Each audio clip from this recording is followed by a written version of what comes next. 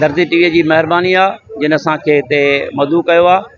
असां हर साल जीअं हिन साल बि जेको आहे सो हीउ जेको सखावत जो ॾींहुं आहे वॾे एतिराम सां ऐं धाम धूम सां मल्हाए रहिया आहियूं। हर साल जीअं फूलबाग खां जेका रैली निकिरंदी आहे उन में शामिलु आहियूं ऐं जेका हीअ रैली असांजे प्रेस क्लब ते ईंदी ऐं हीअ असांजो जेको हर साल जेको ॾींहुं मल्हाईंदा आहियूं अजरक टोपीअ जो सखावत जो ॾींहुं, इहो तव्हां ॾिसो था त केॾी ख़ुशी आहे। असीं धरती टीवीअ जा निहायती शुक्रगुज़ार आहियूं जी हमेशह जीअं हिन दफ़े बि सिंध जी वहदत ज़िंदाबाद जे स्लोगन सां हिकिड़ो बहितरीनु स्लोगन ॾिनो आहे जंहिंखे सिंध जा लखे माण्हू अॼु हिकु रोडनि ऐं रस्तनि ते पुरमन तरीक़े सां निकिरी करे जेके बि कुवतूं सिंध मुखालिफ़ कुवतूं आहिनि उन्हनि खे ॿुधाइणु चाहिनि था त सिंध हज़ारा साला क़दीमी सकाफ़त जा वारिस आहिनि ऐं हू हमेशह सचल ऐं भिटाईअ जी नगरीअ जा वारिस आहिनि। उन्हनि हमेशह अमन ऐं मोहबत जो पैगाम ॾिनो आहे। धरती टीवी वॾो मानाइतो क़दम खयो आहे छो जो सिंध खे हींअर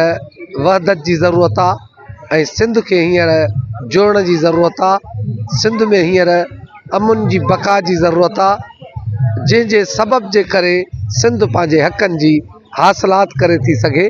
76 सालनि में सिंध ते अहिड़ो अंदाज़ सां ज़ुल्म कयो वियो आहे। सिंध हमेशह हिकिड़ी ई रही आहे ऐं हमेशह हिकिड़ी ई रहंदी।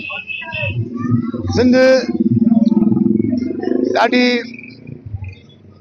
प्यार ॾींदड़ धरती आहे ऐं हिन धरतीअ सदाईं जेको आहे माण्हुनि खे पंहिंजो बणायो आहे। पोइ उहो भले उबैदुल्ला सिंधी हुजे, मतिलबु जेको धारियो बि आयो आहे जंहिं सिंध खे पंहिंजी माउ सम्झो आहे त सिंध बि साबित कयो आहे त इहो वाक़ई असांजो पुटु आहे, मुंहिंजो पुटु आहे।